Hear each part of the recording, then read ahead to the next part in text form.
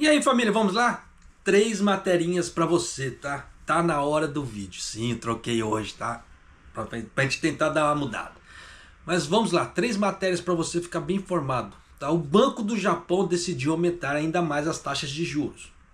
Então aquela ideia do Kono ter falado aquilo, né, lá na, como é que se fala, numa entrevista lá nos Estados Unidos, já deu a entender que eles já estavam preparando o terreno. Você vê que aquela velha história da especulação, né, que eu sempre bato aqui no canal, eu sempre prego, né? Tem que tomar muito cuidado com os especuladores, que onde tem fumaça tem fogo. Só que nisso, quem tem essas informações privilegiadas em questão de especulação, pode ser que ganhe dinheiro na parte de investimento. Tá? Segunda matéria. Estoque de arroz básico atingiu a mínima histórica aqui no Japão, tá? Com queda de 20% em relação ao ano passado.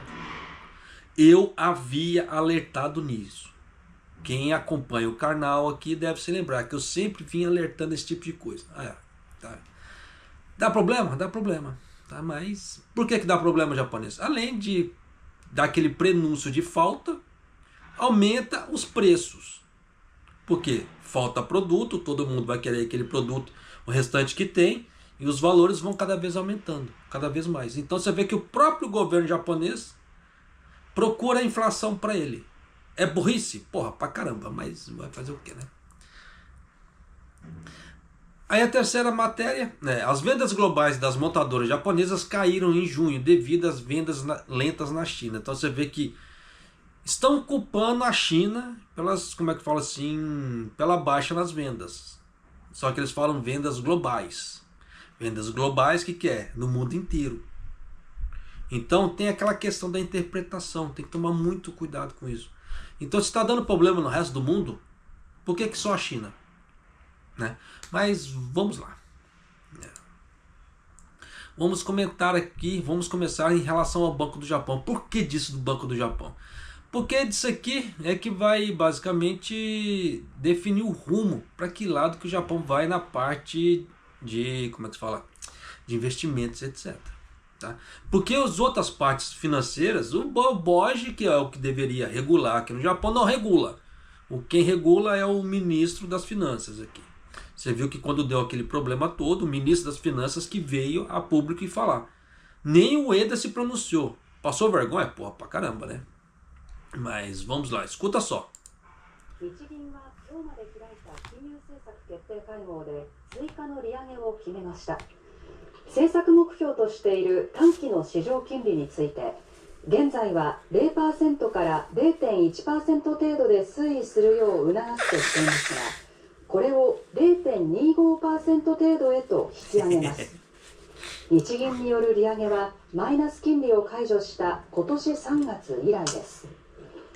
利上げを実施した後で再び金利を引き上げる追加の利上げは福井総裁時代の2007年2月以来で、国債の買い入れの減額と合わせて金融政策の正常化を一段と進めることになりました。Então, para você que entendeu, já deu para ter uma noção para que rumo que vai a parte financeira aqui do Japão. Para você que não entendeu, vem com o tiozão aqui que nós vamos interpretar isso juntos. O Banco do Japão decidiu aumentar ainda mais as taxas de juros na sua reunião de política monetária. Relativamente à taxa de juros de curto prazo do mercado, que o objetivo da política do banco, que está atualmente em encorajar a permanência em torno do 0% a 0,1%, mas será aumentada para cerca de 0,25%. O Banco do Japão aumentou as taxas de juros pela primeira vez desde março, quando retirou as taxas de juros negativas. Por que disso? Porque o Japão atualmente, o caixa dele está muito apertado. Já mostrei aqui o prospecto aqui no canal com os próprios dados do governo. Então você vê que o caixa dele está muito apertado. Então se ele tiver que ficar fazendo intervenções atrás de intervenções, não vai ter dinheiro para a parte pública. Então é melhor eles aumentarem a taxa de juros, tentar segurar a alta do dólar no Japão com taxas de juros, igual que os Estados Unidos faz, do que ele ter que ficar fazendo intervenções bruscas. Além que o Japão ele inundou o mercado com títulos. Só que isso dá problema? Sim, dá problema, porque quanto mais pessoas comprarem do título do governo japonês, japonês, mas isso é bom para o governo japonês, porque é mais dinheiro para eles, sim. Só que para quem está sem dinheiro fazer dívida, você acha que é bom?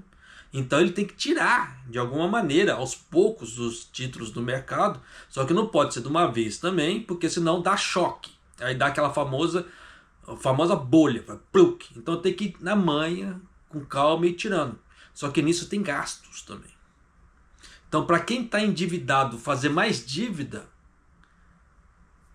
eu não preciso nem falar que é um ato de burrice. Então, mas se você não tem grana e precisa de crédito, você não tem muito o que fazer. Por isso que as pessoas, hoje em dia, com o cartão de crédito, se não tomarem cuidado, elas entram em endividamento. Por quê? O cartão de crédito nada mais é que um empréstimo. E aquilo ali, como é que se fala? No cartão de crédito, a ideia principal, tá? Pelo menos para mim, teria que ser um salvador da pátria em último momento, em questão de desespero. Nossa, o japonês está falando tudo isso. Mas por quê?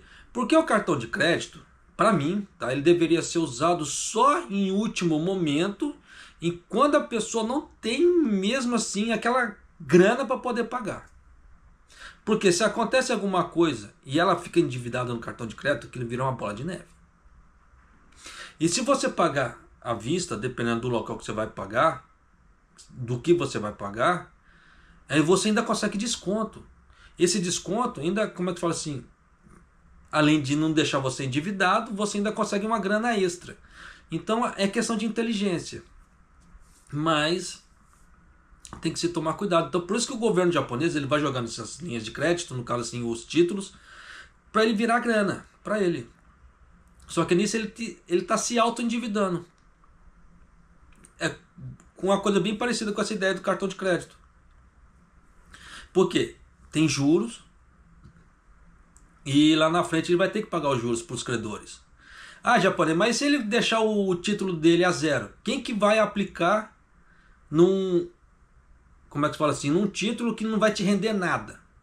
É a mesma coisa você pegar o dinheiro e jogar na conta, numa poupança de um banco japonês. Que rende zero, rendia, né? Hoje já deu uma mudada, mas antes rendia o quê? 0,001. Então não rendia nada anualmente.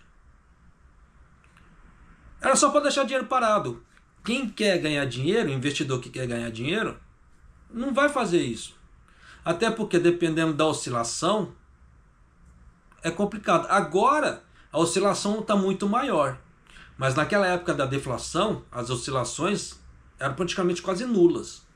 Existia assim, aquela época de especulação, especulava um pouquinho aqui, quando dava vésperas de reunião do Banco Central, para ver se ia mudar alguma coisa. Mas era só.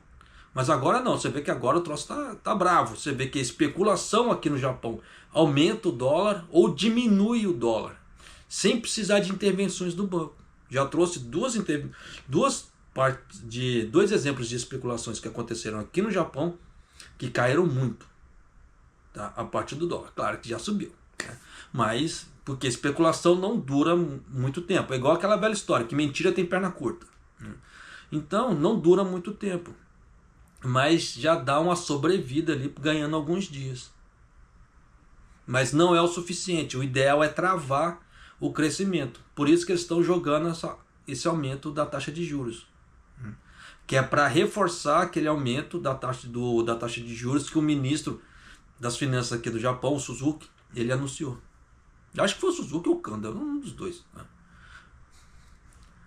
É a primeira vez desde fevereiro de 2007 que o Banco do Japão, quando era com o presidente Fukui, que o banco realizava um aumento adicional nas taxas, do qual as taxas de juros são novamente aumentadas após o aumento das taxas de juros. E o banco decidiu continuar a normalizar a política monetária em conjunto com a redução de compras de títulos do governo.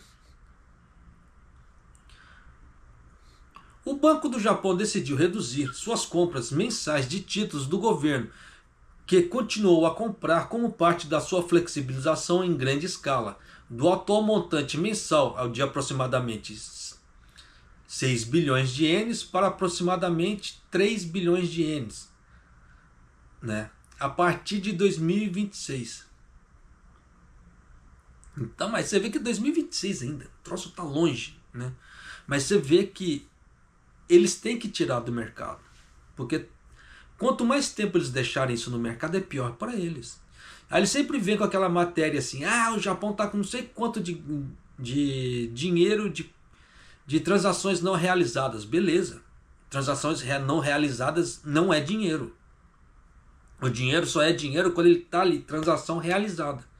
Enquanto não está, não conta.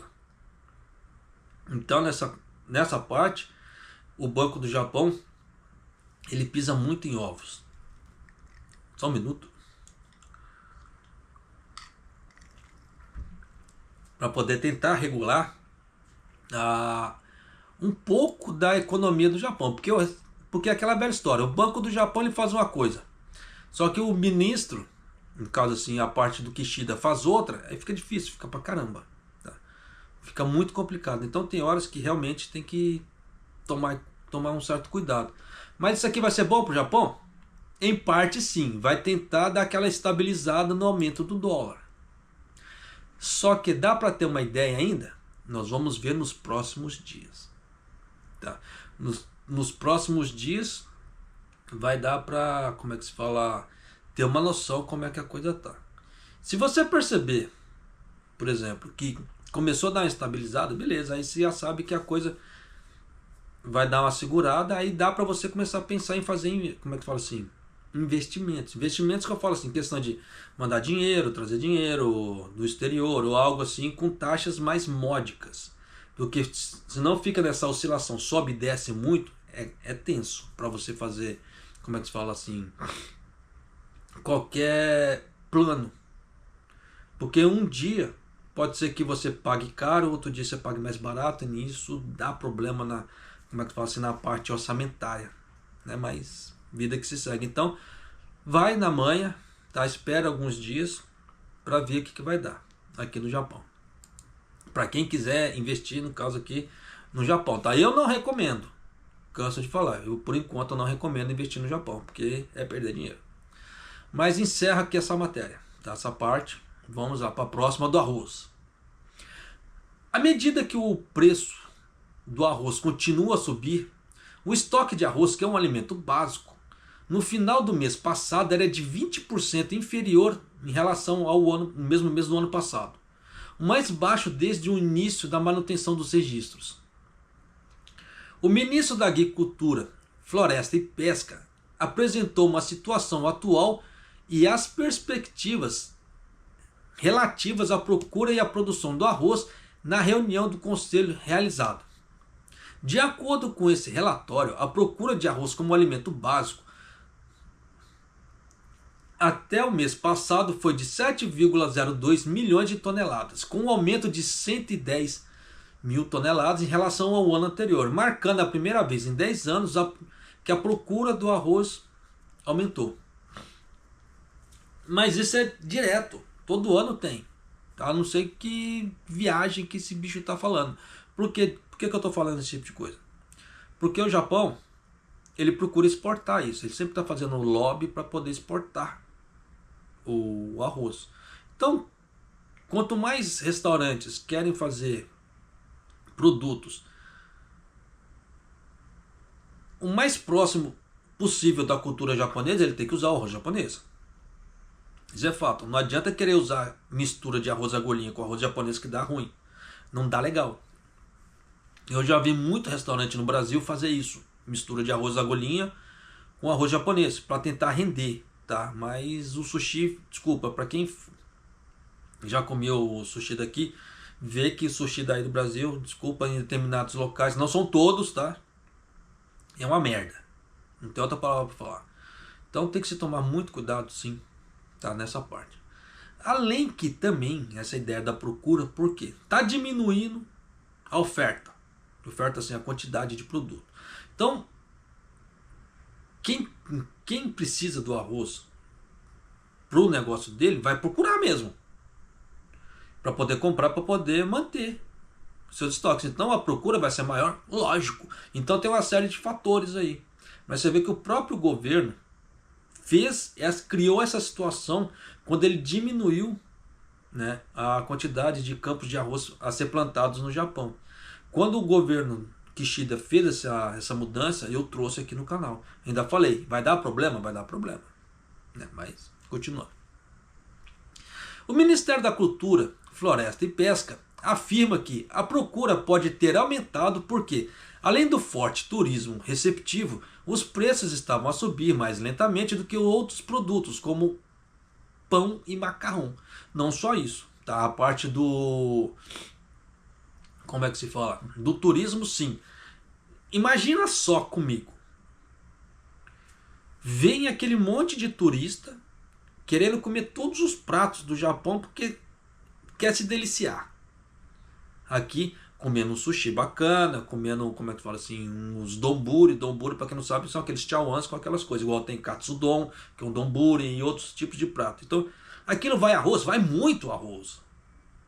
Tá? Então, você vê que vem esse monte de turista, faminto, sedento, parecendo um bando de gafanhoto, querendo comer de tudo aqui no Japão. Vai dar problema? Vai dar problema. Tá? Principalmente que se diminuiu a plantação de arroz. Isso é fato. Segundo, o governo japonês, quando deu aquele problema, quando iniciou a guerra lá na Ucrânia e começou a dar problema na importação do trigo, ele incentivou as pessoas aqui no Japão a trocarem a farinha de trigo pela farinha de arroz. Então você já sabe que muito do arroz virou farinha. Então com isso o que aconteceu? É isso que você imaginou. Tá? Então o arroz ele começou não só para essa parte de almoço, assim, mas começou a virar outros pratos. E nisso você já sabe, né, o resultado que dá. Né? Então vai diminuindo cada vez mais aquele arroz para consumo direto, para consumo indireto, no caso de receitas. Tá? E nessa brincadeira toda dá no que dá. Junto com isso, os estoques do setor privado também diminuíram. E no final do mês passado era de 1,56 milhão de toneladas, com uma queda de 410 mil toneladas, ou 20% em relação ao mesmo período do ano anterior. Este é o número mais baixo desde 2007. Quem acompanha o canal deve se lembrar. Falei que ia dar problema. Você viu o que deu. Então você viu que mais uma previsão minha se concretizou. Aí é aquela velha história. Japonês, pode ser que falte. Olha, é aquela velha história. Os arroz, no caso assim, o arroz dito bom, você vê que está sumindo. Principalmente o famoso koshihikari, que é o arroz que eles usam para fazer sushi aqui no Japão. Tá sumindo, tá ficando o quê? Só os refugos porcaria. Ah, japonês, você fala que arroz é porcaria, é pecado, mas eu vou falar o quê? É questão de classificação. Tá? Tanto que essa última compra de arroz que eu fiz em casa, tinha um arroz barato no Donk, né? Falei assim, tô com a grana curta, vou a esse mesmo, né? Puta, pensa no arroz ruim. Pensa se arrependimento matasse, eu tava morto. Eu tinha caído tava durinho agora. Mas pensa no arroz ruim. Então, é aquela velha história. Para você que gosta de arroz, tome cuidado com a marca. Tá? Porque às vezes você vai querer fazer um teste. Vamos ver o que dá, que essa marca tá barata.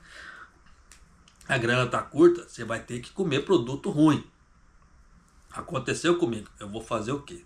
Eu vou mentir para você. Não, eu sempre compro coisa boa. Não. Falta grana, a gente tem que apelar. Só que às vezes você se arrepende, né? Como é que se diz? E vida que se segue. Mas quem tiver dinheiro, puder estocar, estoque. Estoque porque até vir a próxima colheita, vai levar um certo tempo e dependendo do preço do arroz pode ser que suba ainda. Por causa dessa falta. Quem acompanha o canal aqui também deve se lembrar que eu falei que determinados locais estão reduzindo a compra do arroz. Estão limitando a compra por pessoas. Por quê? Para dar oportunidade para todo mundo comprar. A não ser que aquela velha história que eu falei. Quer comprar arroz ruim? Não há problema, está sobrando no mercado. Só que o arroz bacana está sumindo. Então tem que se tomar cuidado com isso? Sim. Tá? Se você não liga para a qualidade do arroz, porque muda o sabor, muda. E muda de forma drástica. Quem falar que o arroz japonês não muda o sabor, precisa ir no médico ver o paladar dessa pessoa, porque é complicado, tá? Diferente do arroz agulhinha, o arroz agulhinha realmente eu não gosto, tá? Eu sou até suspeito para falar, mas eu não sinto sabor assim no arroz agulhinha. Claro que se você temperar o arroz é uma coisa, mas se você comer ele feito sem nada, para mim o arroz agulhinha não tem sabor, diferentemente do arroz japonês. Ele tem sabor e muda de marca para marca. Mas minha opinião, tá? Mas continuando aqui, refletindo o declínio nas já existente, o preço do arroz básico comercializado entre os coletores, como a JA, no caso, já expliquei o que é a JA aqui, né? No caso, são a cooperativa aqui do Japão. Toda cidade do Japão, pelo menos, tem uma loja da JA, tá? Não digo toda cidade, mas pelo menos assim, cidades grandes ou próximas tem uma loja da JA. E dependendo, eu recomendo muito você ir lá, que você vai ver produtos dos produtores ali do local. Tá? Então tem muita coisa que você pode encontrar bem mais barato e produtos frescos. Não é tudo, tá? Porque tem muita coisa na JA ali também que os caras enfiam a faca. Que eles falam assim, nós somos produtores, assim, a coisa é mais orgânica, a coisa assim, é mais artesanal, então é mais caro, então a gente enfia a faca. Enfia a faca mesmo, tá? Ele sem dó. Mas determinados produtos você encontra barato. Principalmente assim, quando for alta de safra, de legumes e verduras, e começa a acumular, eles começam a vender bem barato. Tá? Fica a dica. Tá? Então vale a pena ir na loja da JA, em alta de safra? Sim. Não vá na entre safra, pelo amor de Deus, porque os caras enfiam a faca, enfia com força, ele enfia no seu bucho e fala assim, ainda gira a faca, porque os caras cobram muito caro, tá? Em entre safra, então só tome cuidado, tá? Mas continuando aqui, então coletores da JA e grossistas no mês passado foi o preço mais elevado dos últimos 10 anos, de acordo com os participantes do conselho. Houve também preocupações de que o aumento nos preços afetasse o consumo. Por isso que eu já havia alertado antes, quem puder, faça um estoque por causa do aumento de preço, por causa da ideia da oferta e demanda. Quem avisa amigo é, e eu avisei. Tá? Então se você puder, ainda faça, porque até a próxima colheita desse ano tem um certo tempo aí.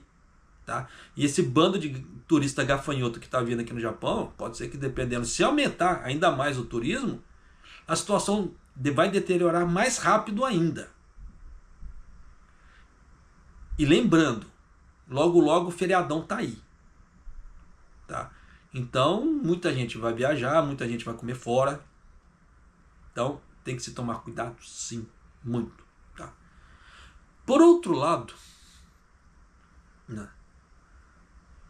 como havia escassez de arroz para o processamento usado em biscoitos de arroz e miso, o governo decidiu vender o arroz armazenado para o processamento em primeira vez em 12 anos, desde 2012, como contramedida. Então você vê que o governo japonês ele tinha um estoque e ele soltou o estoque dele a público. Por que ele fez isso? Para não aumentar o preço. Então, sinal que, se o governo soltou do estoque dele para regular o preço de mercado, é sinal que a coisa chegou no limite e está muito perigoso. Porque nenhum governo vai soltar o estoque dele sem ter real necessidade. Porque depois o governo vai ter que comprar e você já sabe, né? Mais gastos. Na conferência de imprensa à tarde, o secretário-chefe do gabinete, Hayashi, disse: reconhecemos que a oferta e a procura globais de arroz comestível não se encontram numa situação difícil nesse momento. Tá, ele diz, mas é aquela velha história.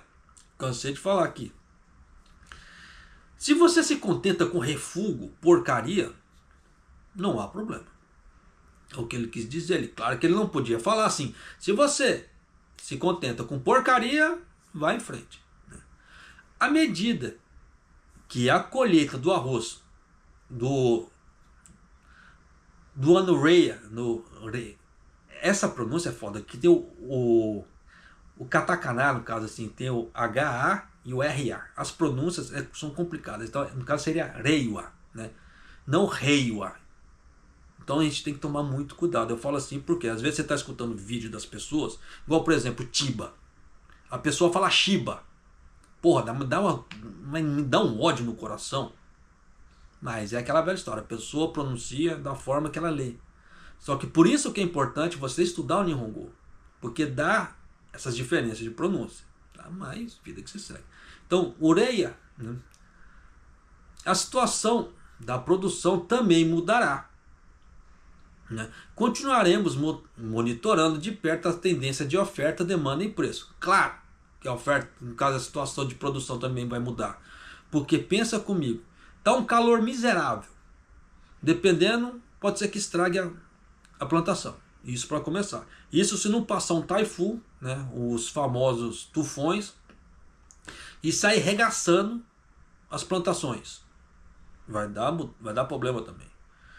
Se não der muita chuva e estragar as plantações, também dá um problema danado. E nisso vai ser o quê? Menos arroz no mercado ainda. Por isso que eu falo para você. Tem uma grana? Se puder, estoque. Tá? Se puder também, tem vendedores de arroz que estão anunciando diretamente, né, no Facebook. Dependendo da situação, sai mais barato você pegar deles do que você pegar no supermercado. Porque no supermercado ele é, como é que fala assim, um intermediador. Se você pegar diretamente com o produtor, dependendo, você tem um certo desconto, porque você não tem esse intermediador. E tem muito produtor que já está anunciando no Facebook. Tá?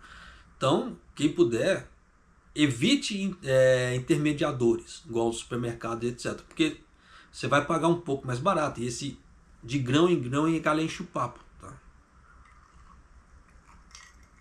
Então tem muita coisa que nós temos que parar para pensar hoje em dia, que tem pequenas atitudes que vão te fazer economizar ao longo do tempo. Pode parecer besteira, coisa pequena, mas esse de grão em grão a galinha enche o papo nunca fez tanto sentido aqui no Japão ultimamente. Tá? Mas fica atento. Então, essa parte do arroz, encerro aqui já com alerta. Se puder, estoque. Tá? Principalmente para você que tem, como é que se diz? Bentoyá, fornece bentô, que fornece bentô com arroz bacana. Porque senão, dependendo, se você vai ter que trocar o arroz por um arroz um pouco mais porcaria, vai cair a qualidade do seu bentô, o sabor vai mudar e as pessoas vão notar. Aí é aquela velha história, a pessoa vai começar a perder cliente por causa dessa alteração. É um ato muito inteligente? Depende. Tá? Isso vai depender muito do orçamento de cada um. Por isso que eu falo para você, tome cuidado. Tá? Certas atitudes parece que não influenciam no negócio da pessoa, mas influencia. Até mesmo para quem quer fazer investimentos. Tá? Igual, por exemplo, fundo de investimentos. Né? Fundos imobiliários. Muita gente gosta de fundos imobiliários. Por que disso? Porque o fundo imobiliário, diferentemente dos BDRs ou outros, ele tem pagamento mensal. Porque os BDRs e outros, geralmente, ou é bimestral ou trimestral, geralmente é trimestral. Tá? Quando entra no bimestral, assim, já é um pouco mais assim, igual que a gente fala no japonês, assim, um pouco mais raro, um mezurashi, assim, né? Então, mas também tem, tá? Mas os fundos imobiliários, geralmente, eles têm pagamentos mensais. Para quem quer viver de juros, pô, pagamento mensal é uma coisa bacana. Tá? Então, porque você vai receber todo mês ali. Só que a parte dos fundos imobiliários tem que tomar cuidado. Eu olho muito gráfico. Tá? Meu negócio é olhar gráfico. Então, dependendo do fundo imobiliário, eu olho o gráfico de até um ano para trás, para ver oscilações que dá. Dependendo, se eu não sentir muita firmeza, 2 anos. Isso é quando é disponibilizado, porque geralmente é disponibilizado gráficos de um ano só. Então, em cima disso, dá para você ter uma ideia. Tá? Se aquele fundo imobiliário, ele é, como é que se fala assim, ele está tendo uma gestão bacana, que a empresa está tentando fazer alguma coisa ali ou não. Ou se a empresa está, tipo assim, é igual a ideia do Zeca Pagodinho, deixa a vida me levar. Né? O que o mercado regular tá bom e eu não vou fazer nada. E esses que não vou fazer nada, esses são os mais perigosos. Porque dependendo, tá ladeira abaixo, não tá tentando fazer nada e você percebe nos gráficos. Então, tem como fazer esse tipo de coisa? A verificação sim, mas a pessoa tem que deixar de ser preguiçosa. Então tem que verificar as coisas sim, muito. Tá? Então, só tome cuidado. Tá? Com certos investimentos é a mesma coisa, essa parte do arroz também. Tá? Porque o arroz é um commodity. Tá? Então, como é que se fala? Pode ser que dê problema? Sim. Tá? Então só tome cuidado com certas coisas que você vai fazer. Tá? Não deixa, como é que se fala? Não faça por preguiça. Se você for fazer determinadas coisas naquele momento, sentindo preguiça, não faça. Fala assim, não, agora eu vou fazer uma coisa bacana. Aí depois você faz. Tá? Porque mexer com o dinheiro, hoje em dia, é tenso. Tá? Mas vamos lá agora para a parte da Toyota, vendas globais. Ó, para vocês falarem que não é sacanagem minha, ó. 日本の主な自動車メーカー各社が発表した先月の世界全体での販売台数は、トヨタ自動車が85万3082台と去年の同じ月を 5.1% 下回りました。国の認証試験で不正が発覚した3つの車種で先月上旬から生産を停止したことや、 EV 電気自動車の普及が進む中国で販売が減少したことなどが主な要因です。中国での販売不振による影響は他のメーカー各社でも目立っています。ホンダの世界販売台数は去年の同じ月と比べて 7.6% 減少したほか、日産自動車は 5.1%、スバルは 1.9% それぞれ減少しました。こうした中、各社は中国での戦略の見直しを迫られていて、ホンダはガソリン車の生産体制を縮小し、2つの工場で閉鎖や休止を行う方針を明らかにしたほか、日産自動車も先月、江蘇省の工場で現地生産を停止しています。Por que eu quis trazer isso para você aqui? Pensa comigo.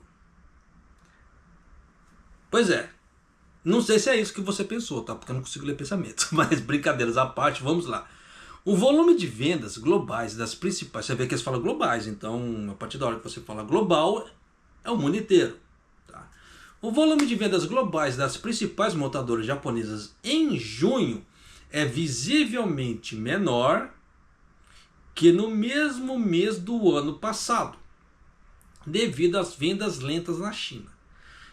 Então você vê que eles estão culpando a diminuição na venda mundial na China.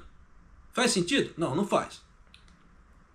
As vendas da Toyota diminuíram 5%, em parte devido à suspensão na produção devido às fraudes em exames de certificação nacional.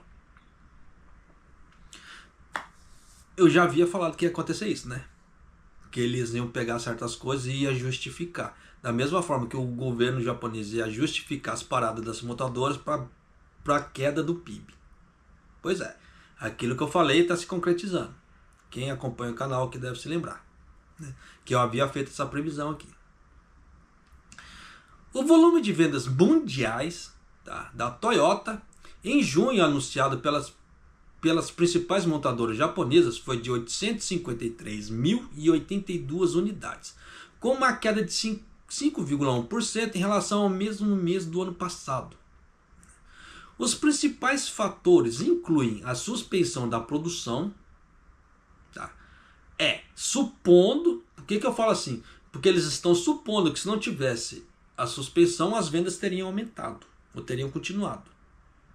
Então, com a suspensão, parou-se as vendas.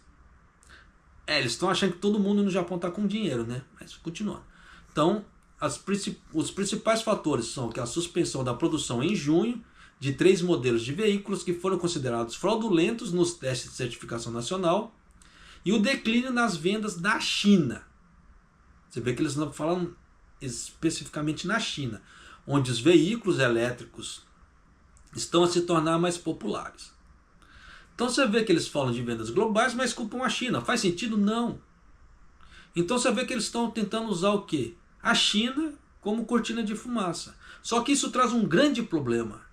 Por que disso? Muitas das peças que as autopeças aqui do Japão fazem, eles são exportados. Tá? E nisso gera-se o quê? Manutenção dos empregos, mais empregos para as pessoas aqui, etc.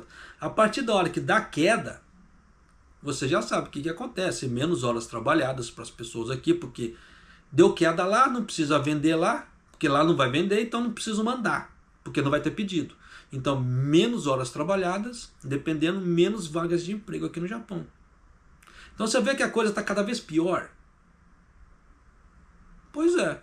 Né? E eu venho alertando isso o tempo todo. Só que isso é só na Toyota? Não. Por quê? Vamos continuar aqui. O impacto das vendas lentas na China também é perceptível em outros fabricantes.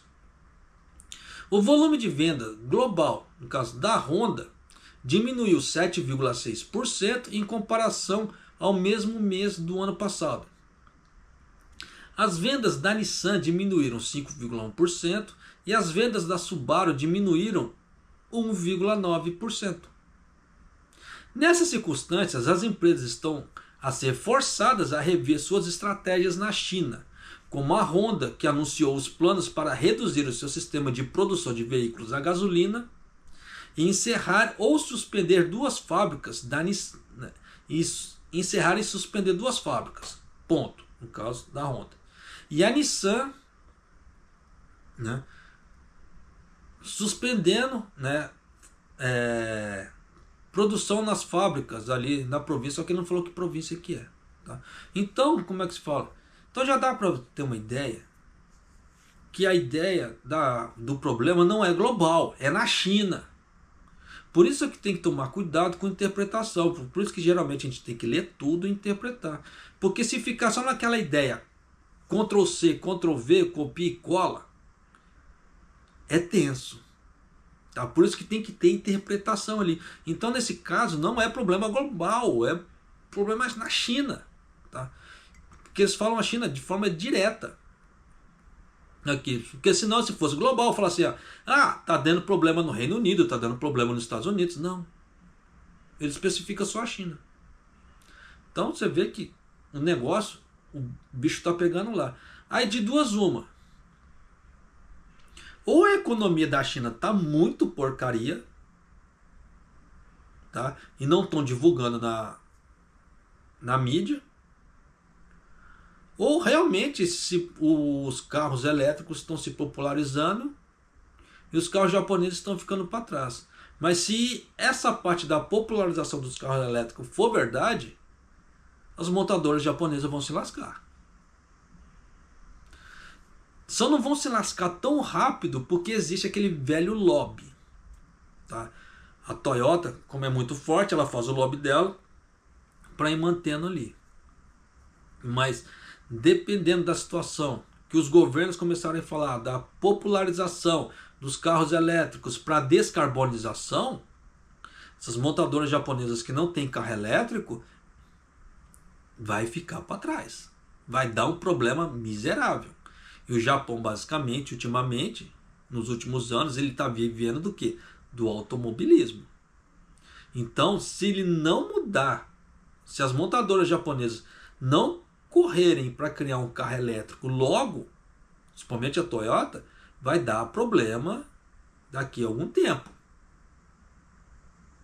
Porque nós temos várias interpretações aqui. Tá? Porque em momento algum foi falado assim, diminuiu as vendas na China por problemas fiscais, por aumento de impostos e etc. Não. Tá? Então você vê que nós temos duas interpretações. Ou é a parte da popularização do carro elétrico, ou realmente a economia da China está uma merda. Tá? Mas entre uma e outra, são dois caminhos, são duas vertentes diferentes que vão trazer complicações de qualquer maneira. Então, se as montadoras japonesas não se precaverem em relação a isso, vão ficar para trás. Porque a China, nesse ponto, pode ser que dá aquela popularizada no carro elétrico. Por mais que os governos, como é que se fala assim, tentem segurar a entrada dos carros elétricos da China, porque é da China, tá? Esse é o grande problema, né? Mas vai chegar uma hora que não vai conseguir mais. E nisso as outras montadoras acabam ficando para trás. Por que eu falo que é da China? Porque a China é burra nesse ponto. Se ela não tivesse criado tanto problema, hoje ela estava com o mercado muito escancarado para ela, porque ela deu uma inovada em muita coisa. Mas não, fica com aquela ideia, não, eu sou marrento, eu quero do meu jeito, se não for do meu jeito não vai. É burra, fecha a porta dos mercados. Então ela tenta forçar a entrada nos outros mercados. Por quê? Usando chantagem. Porque como aconteceu tempos atrás com a Austrália, tipo, se você não abrir o mercado para mim, eu vou parar de vender para você, ou eu vou aumentar as taxas para você, ou alguma outra coisa. Usa de chantagem. Apesar que outros países também usam. Tá? Você vê que os Estados Unidos deu uma aumentada em algumas taxas ali, também para a China, a União Europeia também. Mas, como é que se diz? São políticas burras. Como é que se fala? Se a China tivesse sido um pouco mais maleável, flexível, pô, praticamente ela tinha ultrapassado o Japão, tinha conquistado o mundo agora. Mas não, ficou ali, não, eu sou marrento, quero do meu jeito, se não for do meu jeito, não vou, ainda mando foguetinho. Pô, o negócio é complicado. Né? É igual aquela história de Taiwan ali, não, é uma China só. Não tem duas China, não é Taiwan e China, não. Só que fica nisso aí, fica nesse impasse todo, querendo dar uma de marrento, porque se deixasse Taiwan pra lá, como é que se fala? Porque eles têm terra pra caramba, eles têm condições pra caramba, pô, segue em frente a vida. Deixa pra lá, vive em paz, porque ele em paz, dependendo da situação, não fazendo aquele monte de merda que tá fazendo na parte do mar da China ali, o fluxo seria mais tranquilo, as coisas seriam mais tranquilas para ela. Ela poderia fazer os planos dela, como é que fala assim, na calada. Aí depois que ela quisesse fazer mesmo a coisa, explodir, ela já tinha toda a condição. Mas não, tem que ficar fazendo um puta de um teatro, tem que fazer um monte de coisa para poder mostrar força. Isso é burrice. Política na base da força é burrice. Tá? A não ser que o país seja realmente um conquistador. Vou lá, invado e pego o negócio para mim. Igual que a Rússia está fazendo. Só que tem que pagar o preço. Mas de qualquer maneira, não. Então você vê que o Japão, em vários aspectos, eles estão ficando para trás. Né? Porque o Japão também está com aquela ideia. Ah, vamos ser o xerife do mundo junto com os Estados Unidos. Mas o que ele está fazendo? Para inovar? Nada. O Japão está escoando uma boa parte dos ganhos dele para políticas sociais em outros países, só que o que precisa aplicar para ele crescer, não aplica. E nisso o que acontece? O Japão não está crescendo, está estagnando cada vez mais. Isso vai trazer problemas? Sim, porque esse tipo de problema que está acontecendo no Japão, você não conserta da noite para o dia. Não é fazer isso aqui, ó, consertou. Não. Isso leva-se tempo. E dependendo da situação, muito tempo. E dependendo da forma que isso ficar, leva anos para poder arrumar. Então, você já sabe. Tá? Então, procure ver o seu lado. Procure, tá, crescer de alguma maneira. Porque senão vai dar problema lá na frente. Eu não vou ficar falando mais para você investir, porque eu já falei muito em vários vídeos. Então já está na hora de parar, porque está cansando, porque falar até papagaio fala. Chegou a hora de agir. Agora é o momento de agir. Igual aquela pessoa que é muito acadêmica, ela lê muitos livros, beleza, ela tem muito conhecimento, mas consegue aplicar aqueles conhecimentos? Chega um momento que ela tem que tentar aplicar. Ela tem que parar de ler e tentar colocar ali na vida real. E é isso que eu estou falando para você. Estamos chegando no momento que ser muito acadêmico não vai trazer muita grana para você. Você vai ter que ser mais proativo. Tá? Você vai ter que fazer mais e ler menos. Claro que ler é importante pra caramba, mas se você só ler e não agir, você vai ser uma pessoa com muita informação e pouca sabedoria, porque sabedoria é conseguir aplicar aquele conhecimento que você tem. Se você não consegue aplicar o conhecimento que você tem, você só tem informação, não tem sabedoria. Então é tenso o negócio pra caramba, tá? Então vai na manha, começa, como é que fala assim, agir na sua vida para você começar a crescer. Cansa de falar, só para terminar. Aproveita quando seu corpo está dando conta. Porque a partir da hora que o seu corpo começar a dar sinais que não vai dar mais conta e você tiver que fazer, vai ser pior. Porque aí você vai ter que fazer com dor. E nisso você já sabe que fazer com dor é 2 vezes pior do que fazer com um corpo saudável. Eu falo assim porque eu tenho problema de hérnia. Por mais que eu queira trabalhar em determinados locais, eu não consigo, não posso, porque a minha hérnia não me permite. Então, quando a pessoa ela tem o corpo saudável dela, pô, não faça corpo mole. Quer crescer na vida, quer sair da pobreza, aproveita esse momento que seu corpo tá bom. Porque a partir da hora que o seu corpo começar a cobrar o preço, não adianta querer correr para trás, correr para tirar o tempo atrasado. Você pode até fazer, mas vai ter que fazer planos muito certeiros, principalmente planos de investimentos financeiros, muito certeiros. E se você não tem conhecimento para isso, a chance de você dar um tiro no pé é muito maior do que você acertar, porque você vai ter que investir em quê? Em renda variável. Porque renda fixa demora muito. É mais seguro? Muito mais seguro. Praticamente chance de perda zero. Porque tem o... Isso você aplicar no Brasil, tá? No Japão eu não sei se existe o famoso do FGC, mas no Brasil tem. O Fundo Garantidor de Crédito ali. Por quê? Para poder, se acontecer alguma coisa, o governo ali, o governo brasileiro, te garante ressarcimento de até 250 mil. Então já dá para você ver que 250 mil é um dinheiro considerável. Então eles conseguem, eles garantem aquilo. Além disso, não. Mas o fundo, no caso assim, o investimento de renda variável, não. Não tem, como é que fala assim, não tem segurança nenhuma. Então é aquela velha história do prêmio de risco. Tá? Quanto maior o risco, maior o prêmio. Só que nisso, se você não tiver conhecimento para isso, você não vai conseguir. E dependendo, se você quiser fazer isso sem conhecimento, ou você vai ter que estudar, ou vai ter que contratar alguém para fazer isso para você. E nisso, dependendo, é mais gastos. No caso de contratar uma pessoa, porque no caso de estudo tem muito material de graça na internet.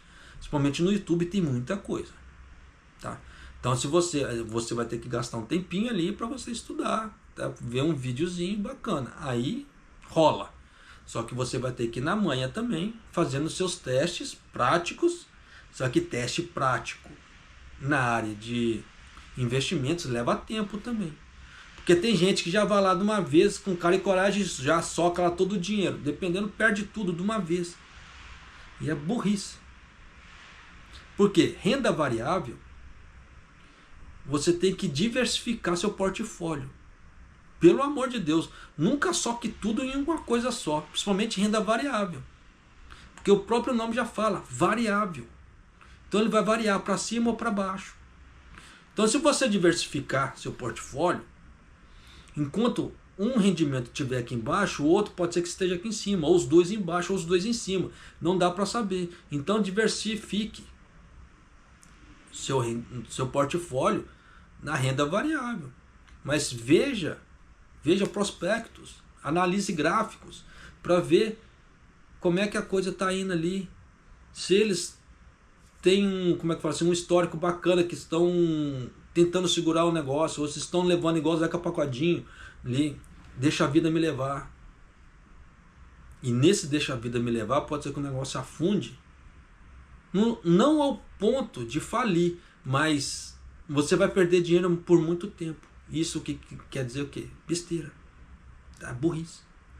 Então, da mesma forma que tem muito investimento barato, a 10 reais, 8 reais.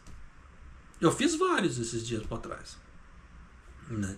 Porque deu uma alta nos títulos que eu tinha comprado, né? Aí tive uma certa lucratividade, fui lá e reinvesti o dinheiro para poder o quê? Canso de falar, ó, quero viver de proventos, quero viver de juros, mas eu vou maximizar o máximo de ganho possível. Então os títulos que eu ver que alcançam uma alta bacana, eu vendo, eu não seguro, por mais que eles me geram proventos. No caso os juros, eu vendo porque o tempo que vai me levar para me ganhar com juros ele é muito maior do que se eu vender ele ali. Então eu vendo ele, já capitalizo aquela grana e espero um certo momento para poder comprar o mesmo título, que se eu achar interessante, ou invisto em outro. Então eu vou gerando duas vezes, é aquela velha história, você maximizar seus planos o máximo possível para você ganhar uma grana logo. Canso de falar, eu já tenho uma certa idade, então eu tenho que maximizar meus ganhos o máximo possível. Da mesma forma, você pode fazer isso também, mas isso requer trabalho, isso requer esforço. Eu preciso ficar atento, né? Como é que se fala? Ao mercado direto. Então tem vezes que eu passo a noite toda acordado, porque eu moro no Japão e o mercado é no Brasil, onde eu invisto. Então a bolsa vai estar aberta no Brasil no horário da noite. Então às vezes eu perco a noite toda, tá? Acompanhando ali para ver como é que tá, principalmente quando dá uma ideia, como é que fala assim, pode ser que eu ganhe bastante aqui, então eu preciso ficar atento porque eu estou vendo que está subindo, né? Então você tem que acompanhar as coisas, sim. Então tem certas coisas que requer trabalho, vai te dar trabalho. Não existe nada assim que, como é que se diz, que não vai te dar. A não ser que você use um bot, alguma coisa para você fazer compra e venda. Só que nisso, eu pelo menos não confio. Eu sou muito da velha guarda. Eu gosto de ir lá ver. Por mais que me dê mais trabalho, mas me dá um pouco mais de segurança do que uma coisa mais programada. Mas isso é questão de gosto de cada um. Da mesma forma, Bitcoin. Tá? Quem consegue investir bem no Bitcoin ganha uma grana ferrada. Eu ainda não aprendi de 100%. Tem meus lucros, só que meus lucros demoram bastante para aparecer. Então eu recomendo, eu não. Tá? Como é que eu falo assim? Eu invisto, mas é uma parcela bem pequena, aquilo que eu já falei. De 100 reais eu invisto o quê? 10, 20 reais no máximo. Aí se me deu lucro, beleza. Se não me deu, o dinheiro está parado ali, pelo menos não é uma grande perda, porque o resto já está rendendo. Então eu dou aquela variada no meu portfólio para ir crescendo o máximo possível, tendo o mínimo possível de perda, ou, como é que fala assim, de parada de ganho. Mas isso vai de cada um, tá? Então você tem que ver o que você quer para você. Da mesma forma, questão de estudo. Tem gente que é mais acadêmico. Eu quero, como é que fala assim, ter várias certificações. Beleza, vai lá e estuda. Mas você precisa tirar o tempo para estudar. Se você não estudar, você não vai conseguir fazer isso, né? Mesma coisa, um empreendedor com o seu negócio vai ter que dedicar. Se não dedicar, vai se lascar. Mas é isso aí. Então já estou trazendo, já falei demais. Já trouxe algumas ideias para você ver como é que a coisa aqui no Japão está indo de mal a pior. Tá? Infelizmente, você vê que o BOJ está tentando fazer alguma coisa para segurar os aumentos, o que já é algum alento. Se vai dar certo, nós vamos ver nos próximos dias. Mas agora por enquanto, né, nada é certo. Tá? E vida que se segue. Espero que essas palavras te ajudem de alguma maneira a você ficar mais proativo. Né? Se você já é proativo, meus parabéns. E continue assim, tá? Para você conseguir fazer mais renda na sua vida, porque senão a coisa vai ficar tensa e maido.